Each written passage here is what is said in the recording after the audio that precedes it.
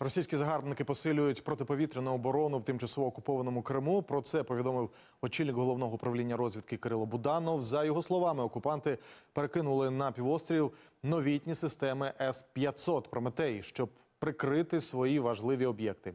Цей зенітно-ракетний комплекс великого радіусу призначений доповнити вже наявні комплекси С-400 і забезпечують протиракетну оборону. Що робиться? Посилюється система протиповітряної оборони.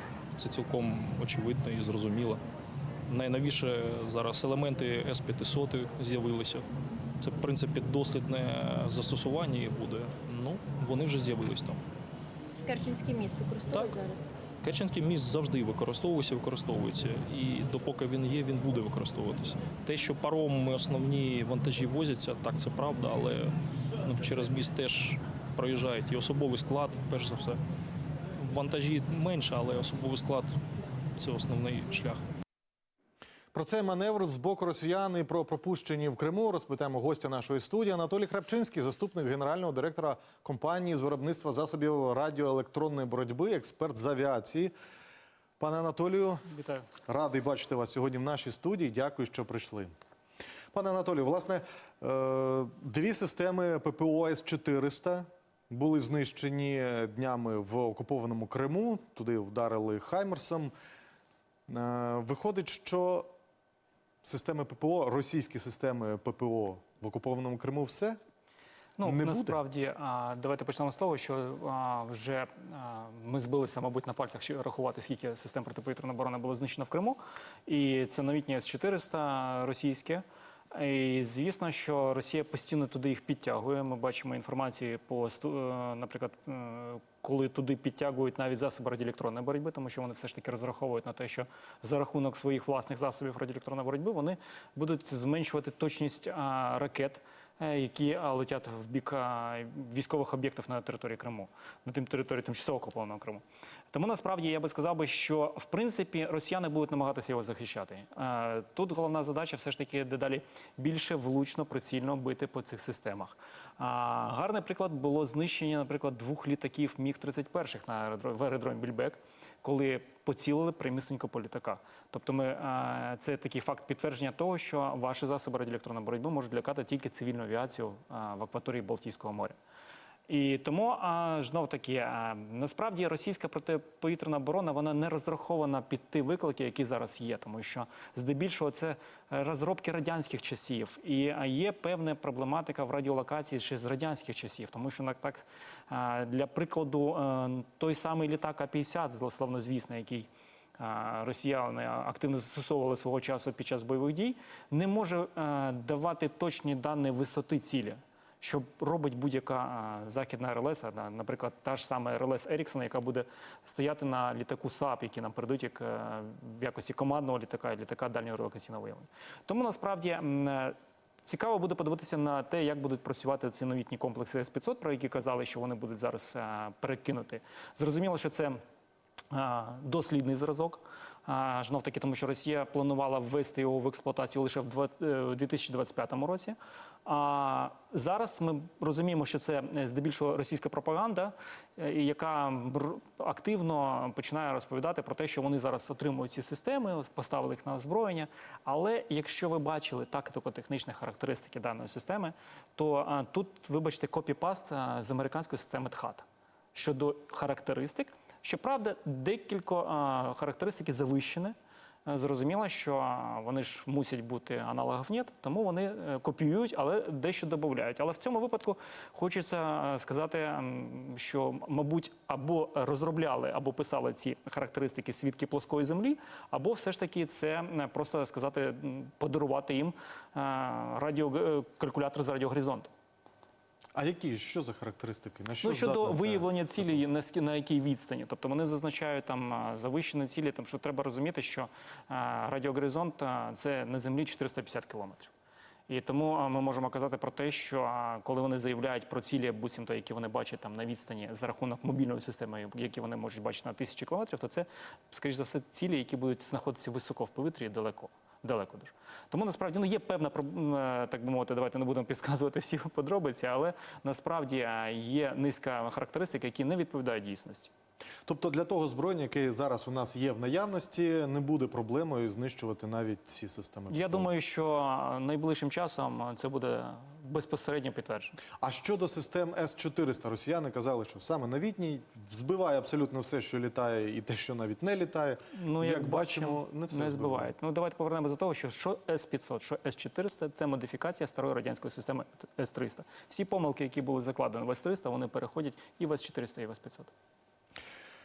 Скажіть, будь ласка, як ви взагалі оцінюєте ці удари по окупованому Криму, по військових об'єктах росіян? Ну, давайте почнемо з того, що Росія перетворила Крим на один великий загальний військовий об'єкт. Той самий аеродром Більбек, збільшена полоса на 500 метрів, що дозволило переймати цьому аеродрому такі літаки, як Ту-160, тобто стратегічну авіацію. Вони планували побудувати загоризонтну радіолокаційну систему на кшталт Воронежа під Севастополем. Тобто вони активно хотіли використовувати Крим як велику військову базу. І знов-таки вони продовжували це робити і зараз продовжують за рахунок того, що цей став таким логістичним хабом для постачання військ і озброєння до лінії фронту. Інститут вивчення війни писав, що знищення ППО на території тимчасово окупованого Криму – це, власне, підготовка до того, як нам нададуть літаки F-16. А ви як вважаєте? Ну, давайте почнемо, що будь-яке знищення ППО сприймається як до майбутньої операції з повітря. Тому, в принципі, ми кажемо про те, що у нас є дуже велика низка цілей, як на території тимчасово окупованої України, так і на території Російської Федерації, де засоби протиповітряної оборони нам будуть заважати, наприклад, які знаходяться або на території тимчасово окупованої України, або, знов-таки, на тимчасово окупованому Криму. Тому ми кажемо про те, що будь-яка така задача виконується з огляду на стратегічні цілі. А ці новітні системи С-500, вони ще не були на бойових завданнях, це буде вперше? Вони не були випробувані в бойових умовах. Тобто ми кажемо про те, що буде це перше випробування їх в бойових умовах. А звідки вони ще можуть перекидати інші установки, С-300, С-400? Які фланги вони зараз змушені оголити? Насправді ми бачимо, що проблематика, наприклад, в Росії з протиповітряною обороною полягає в тому, що недостатньо тої кількості, яка треба взагалі їм. Тому що, знов-таки, повертаючись до такої цікавої статистики, Росія свого часу від Радянського Союзу отримала близько 245 аеродромів військових, з яких залишила тільки 70 і планувала, в принципі, до 2020 року залишити 26 аеродромів. Але за рахунок, знов-таки, давайте повернемось, удар по Моздоку, удар по Ахтюбінську, і жодна протиповітряна оборона не відпрацювала. Тобто ми бачимо наслідки удару по Ахтюбінську, це знищені 2 літака Су-57. Удари по аеродрому Моздоку призвели до того, що Росія вимушена була передислокувати деяку кількість літаків на інші аеродроми. Ну, внаслідок чого і було падіння одного з літаків при перебазуванні. Тому, в принципі, недостатність засобів протиповітряної оборони і, скоріш за все, більшість їх сконцентрована зараз на напрямку безпосередньо Москви, і, скоріш за все ж таки вони дуже оберігають свою оленю, де знаходяться залишки стратегічної авіації, яка ще може літати. На Айпетрі в Криму була знищена установка РЛС «Воронеж-М». Наскільки вона важлива була для них, які функції вона виконувала? Ну, там, давайте почнемо з того, що на Айпетрі стояла низка засобів радіолокаційних і зв'язку космічного, тому це був доволі потужний центр. Тому що насправді до кінця невідомо, чим там займалися росіяни, тому що велика кількість обладнання було туди завезена. Звісно, що ті антени, які ми бачили, то це використовувалося ще з радянських часів, ці антени. А яке саме безпосередньо обладнання, там не розкриваються всі подробиці, тому що насправді це було весомим ударом для росіян. Тому що деяке обладнання, наприклад, могло керувати супутниками того ж самого ГЛОНАСС, які займаються супутниковим навігацією. А тепер Крим втратить своє логістичне значення для росіян? Залишається ще доступ до Керченського мосту. Насправді, дуже слушне зауваження від пана Буданова стосовно того, що Особовий склад є основним ударною силою Російської Федерації. Тобто ми бачимо, скільки людей вони закидають на лінії фронту, і тому, в принципі, все, що відбувається, це передислокація особового складу за рахунок того ж самого Керченського мосту відбувається. Тому ще як логістичний хаб використовується. Разом з ППО знищують і операторів військових. Наскільки складно підготувати до цих систем фахівців? Питання в тому, що насправді не складно підготувати. Складно отримувати потім фахового фахівця такого, який буде, розуміючи, дивлячись на дисплей простою мовою, розуміти, що то за ціль. Розумієте? Тобто там, окрім того, що просто навчити, треба мати інтуїцію, мати розуміння, як працювати на засобах протиповітряної оборони. І той засобах радіолокації, які використовують ці офіцери або військові, які там сидять за цими пультами. Тому питання в тому, що насправді, якщо ми кажемо про навчання офіцера, то там близько 4-5 років, якщо там солдат, то там значно менше, але функціонал обмежений. Тому ми кажемо про те, що навчити не проблема. Проблема в тому, щоб ці фахівці були фахові. Ви вже згадали і удари по аеродромах російських, і знищення винищувачів. Давайте поговоримо про це детальніше, але спочатку невеликий матеріал. Російські винищувачі на 2/3 нашпиговані складниками західного виробництва. Йдеться у новому аналітичному звіті Незалежної антикорупційної комісії. Фахівці комісії презентували результати дослідження лише годину тому. І просто зараз маємо змогу дізнатися більше про те, як діють сірі схеми і хто допомагає Росії купувати електроніку для своїх літаків за кордоном. Єлизавета Яковлева була на презентації звіту. З чого складаються винищувачі, які є на озброєнні повітряних сил Росії? Незалежна антикорупційна організація презентувала детальний звіт. Експерти проаналізували 2000 компонентів у 6 типах літаків, які були збиті в небі над Україною. Виявляється, Росія досі використовує західні складники і використовує у дуже великому обсязі. Цих деталей понад половина від усього складу кожного літака. 54% цих комплектуючих вони належали до так званого критичного списку. Це список, який складений нашими західними партнерами, перш за все Сполученими Штатами, технологій, які вони визначили, є критичними для російської оборонної машини. Це 18 різних заводів, вони знаходяться на території Російської Федерації.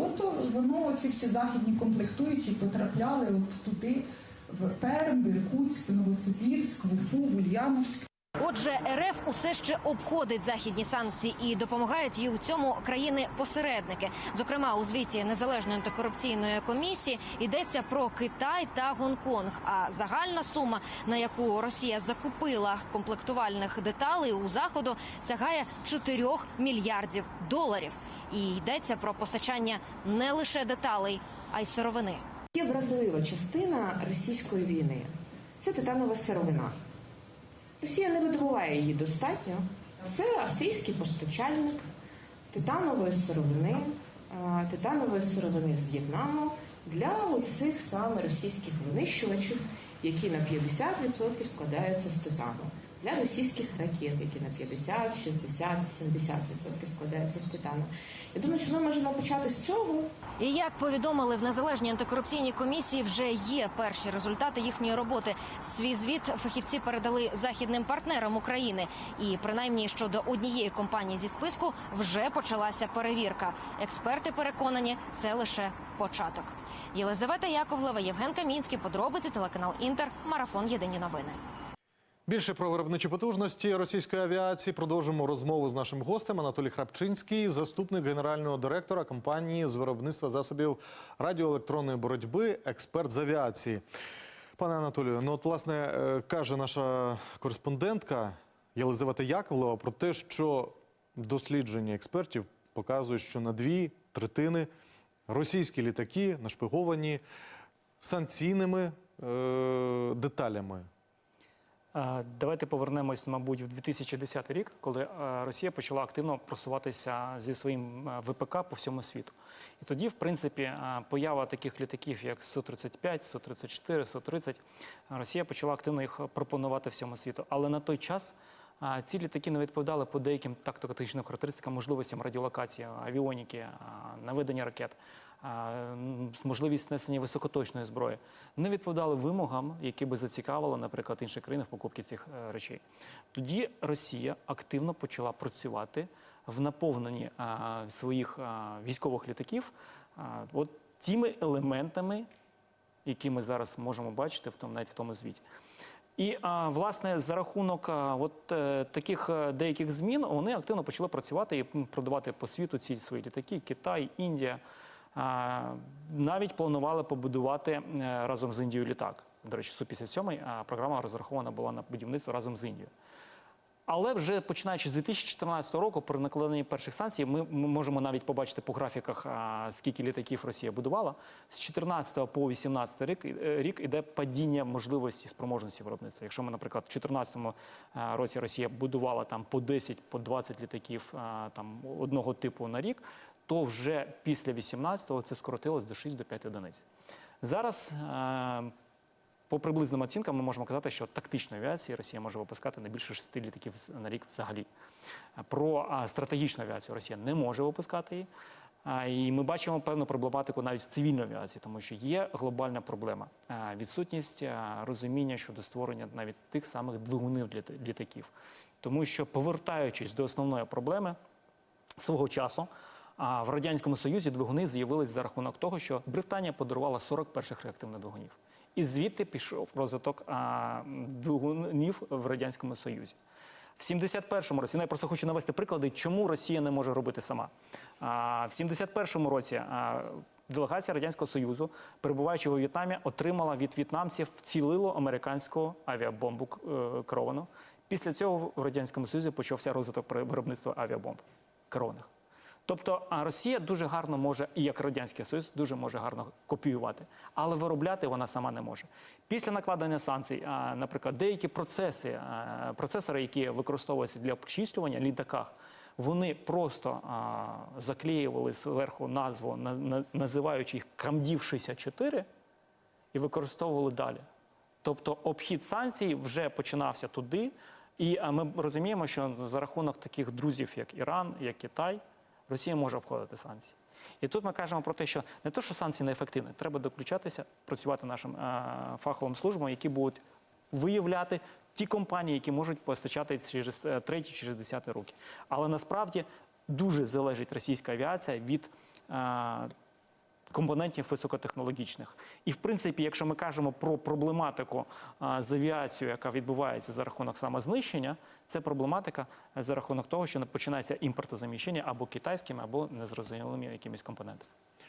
Будувати не можуть, а відновлювати, ремонтувати, наприклад, ті, по яких вдарили наші спецслужби дронами і не повністю знищили, а пошкодили. От вони здатні відновити ці одиниці? Їм потрібні будуть ці елементи. Знов-таки, зрозуміло, що якщо не будуть у них доступу до високотехнологічних елементів, то вони не зможуть їх будувати. Не зможуть їх ремонтувати. Так як Росія не може ремонтувати, а не може замінити, наприклад, знов-таки доволі, я думаю, правильний приклад, літаки Ту-95МС, які запускають ракети Х-101. Х-101 не була розрахована, тобто вони спочатку створили ракету, а потім думали, куди її поставити, щоб вона, на чому її нести. І тут ми кажемо про те, що вони поставили її під крило, поставили додаткові пілони з розрахунку, що під крилом знаходиться 4 ракети, 8 ракет загалом.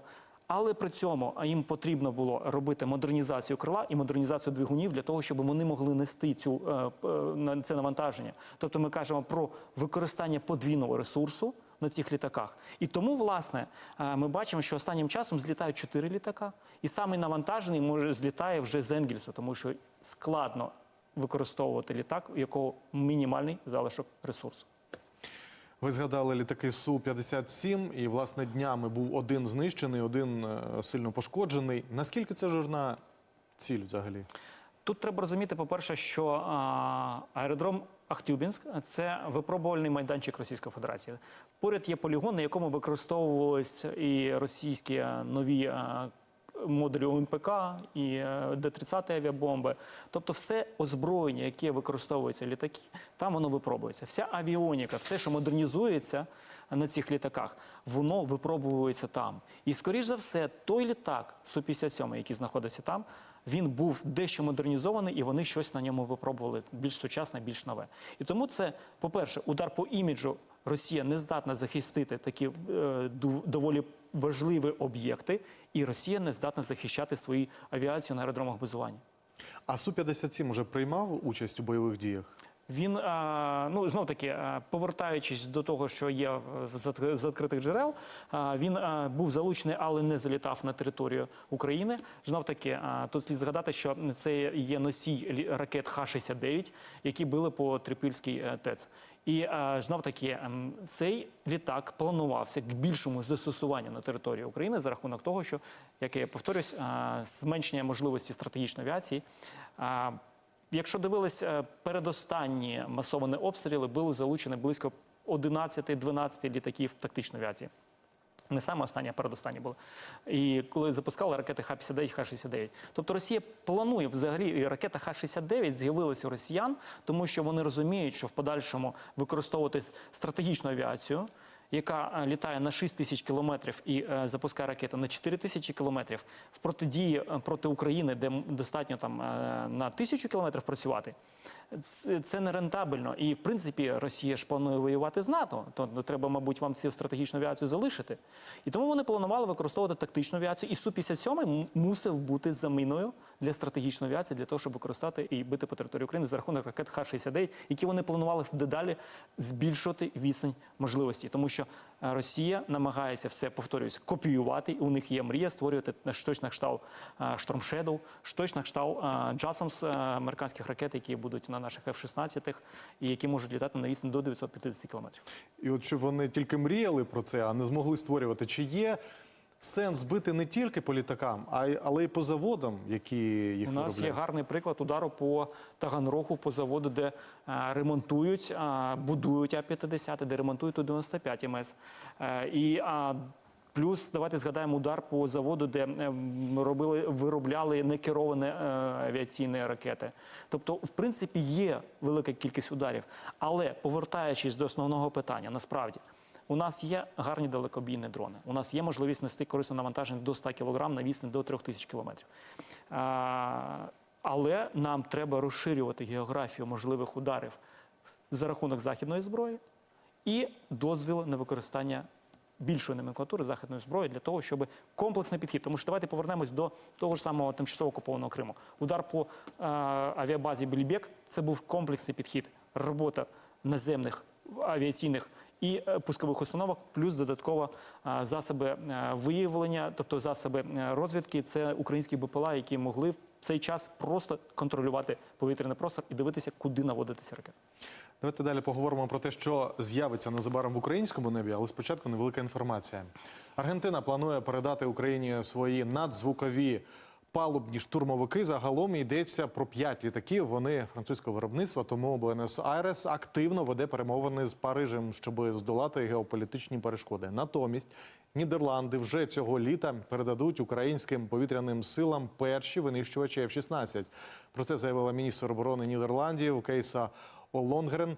Вона зазначила, що вже з літа постачання цих бойових літаків буде поставлене на потік. Чи зможемо ми надійно прикрити борти F-16? Продовжимо розмову з нашим гостем. Анатолій Храпчинський, заступник генерального директора компанії з виробництва засобів радіоелектронної боротьби, експерт з авіації.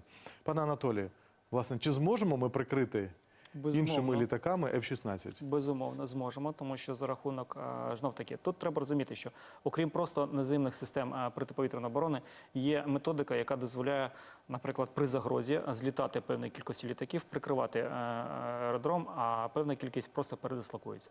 Тобто ми кажемо про те, що за рахунок наявних засобів протиповітряної оборони, за рахунок тих засобів, які ми отримаємо, слід не забувати, знов-таки хочу звернути увагу на те, що Швеція передає нам 2 літаки СААБ дальнього радіолокаційного виявлення. Це доволі потужні літаки, які будуть виконувати велику кількість місій і які, давайте так будемо Вони зроблять з наших F-16 з літака 4-го покоління, 4 плюс покоління, за рахунок тих можливостей і за рахунок взаємодії разом з F-16.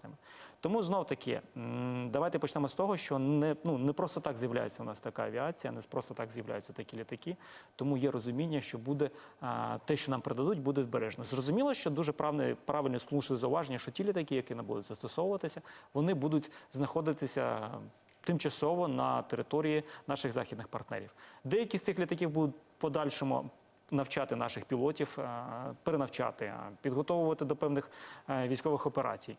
А деякі літаки можуть просто знаходитися, наприклад, на збереженні. Ну і знов-таки, давайте, мабуть, щодо заяв Росії, що вони планують бити по цих аеродромах, де будуть стояти українські F-16. Давайте почнемо з того, що, в принципі, вже відома кількість F-16, які Україна отримує. Тобто ті літаки F-16, які ми отримуємо, наші літаки вже знаходяться на аеродромах наших західних партнерів. Це логістично значно вигідніше, щоб вони знаходилися там і в сенсі ремонту, і всього іншого. Тут треба розуміти, що не тільки ремонт, є предпольотне обслуговування, є регламентне обслуговування. Всі ці норми передбачають певного дотримання технічних умов, і тут слід зазначити, що насправді ми кажемо про те, що інженерний склад, який навчається зараз, вони будуть виконувати певну низку задач. Але, наприклад, ремонт літаків і більш складні задачі в будь-якому випадку будуть виконуватися за рахунок інженерів, додатково за рахунок інженерів компанії-виробника літаків. А от технічно ми зараз готові приймати такі літаки у себе на територію? Я скажу так, що ми технічно готові. Тому що, знов-таки, є низка аеродромів, які можуть забезпечити прийом, і низка аеродромів, які можуть бути використані для, наприклад, аеродромів як підскоку. Але, знов-таки, я більш ніж впевнений, що ми готові. Є певні, все ж таки, дипломатичні питання стосовно отримання цих літаків. Тому чекаємо. Пане Анатолію, те, що я бачив в пабліках росіян, вони, звичайно, кажуть, що там з'являться F-16, як завжди, все будуть збивати, все будуть знищувати, але вони дійсно бояться, що у нас з'явиться більш потужна авіація. Тому що російська авіація – це модернізований радянський авіапром. Те, що ви чули, наприклад, що росіяни будуть застосовувати якісь найпотужніші аналогів, модернізовані ракети повітря-повітря, які будуть літати на 300 кілометрів, тут слід дати таку, тут просто треба розуміти, що ці ракети можуть літати на 300 кілометрів, якщо в радіусі 300 кілометрів є літак ДРЛО А-50, який буде донаводити, допомагати ці ракети на таку відстань працювати. І знов-таки, літак ДРЛО на такій відстані, він попадає під нашу радіолокацію, тобто під наші системи протиповітряної оборони. Якщо росіяни хочуть ще один літак А-50 втратити, то будь ласка. Франція готова нам передати 5 літаків «Міраж-2000». Ці літаки будуть працювати в комплексі з F-16? Давайте почнемо з того, що літак «Міраж» може використовуватися як літак по захисту повітряного простору, насправді, якщо, наприклад, знов-таки при масованих ракетних обстрілах, при обстрілах тими ж самими шахедами. Але, на мою думку, «Міраж» є носієм таких ракет, як «Шторм Shadow Scalp». І це значне посилення наших можливостей Су-24, які носять ці ракети. А ми кажемо про те, що нам треба збільшувати носії саме для застосування цих ракет, тому що все ж таки комплексне відпрацювання по ворожих об'єктах набагато краще, ніж поодиночне. А окрему інфраструктуру треба готувати для цих літаків? У нас є інфраструктура, яка готова приймати будь-який літак західного зразка. А пілоти? Скільки доведеться готувати? Знов-таки, ми кажемо про пілотів, які ми навчаємо з нуля, або пілотів, які ми перенавчаємо. Тобто тут треба зрозуміти, що є процес перенавчання, тобто отримання доступу до експлуатації нового типу літака. І в даному випадку ми можемо казати від 3 до 9 місяців в залежності від типу. З якого типу навчається пілот? З F-16 на, наприклад, СААП, на Міраж той самий. Або, наприклад, це пілот, який навчається з нуля. Якщо це пілот, який навчається як курсант з нуля, то він проходить спочатку навчання на легкомоторних літаках, теорія, практика, потім інші типи літаків. І так далі. І ми кажемо про термін навчання, який може тривати навіть 4 роки. Тому ж знов-таки, треба розуміти, що наші повітряні сили підбирають особовий склад під літаки, навчання на літаках, так, як треба, це згідно тих задач, які будуть виконуватися. Зараз є низка пілотів, які вже пройшли навчання. Вони проходять дедалі підготовку для того, щоб виконувати у складі ескадрилі або у складі ланки бойові задачі. Тобто всі ми бачили другу частину фільму «Топ Ган», коли вони тренувалися для виконання задач. От такі задачі треба виконувати набагато більше, тому що є ще розуміння, як зльотаність екіпажу, коли пілоти один одного розуміють інтуїтивно. Це дуже важливо. І за рахунок цього виконуються якісно бойові задачі. 5 літаків – це доволі мало. Можливо, нам хтось ще зможе дати? 5 літаків одночасно можуть підняти 10 ракет Storm Shadow. Тобто це доволі потужна сила. Скажіть, будь ласка, а Україна починає виробництво своїх кабів. Коли можуть з'явитися і коли ми зможемо їх використовувати? Ну, з огляду на те, що оприлюднили повітряні сили, то слід зазначити, що, сказав, найближчими тижнями ми побачимо появу власних авіаційних, керованих авіаційних бомб українських. Але тут слід зазначити, що насправді український ВПК за 2,5 роки повномасштабної війни суттєво просунувся вперед. І ми бачимо не тільки виробництво, ми далі будемо частіше чути про появу і модернізованих ракет повітряних, які базуються на літаках, і наземних. Ми бачимо, що Нептун вже не тільки по Москві б'є, а ще й б'є безпосередньо по території Російської Федерації. Тобто дедалі більше ми будемо бачити нову зброю, яка буде вироблятися в Україні, тому що насправді навіть західні наші партнери, навіть деякі країни НАТО вже ведуть з нами діалог щодо деякого озброєння, яке у нас експлуатується, яке було розроблено і українськими інженерами, тому що воно опрацьовано під час такої війни, якої світ не бачив з 1945 року. Пане Анатолію, на жаль, наш час добігає кінця. Я вам дуже вдячний за цю цікаву розмову, за те, що ви знайшли час прийти сьогодні до нас у студію. Дякую. Будемо раді бачити вас ще. Я нагадаю, що гостем нашої студії сьогодні був Анатолій Храпчинський, заступник генерального директора компанії з виробництва засобів радіоелектронної боротьби, експерт з авіації.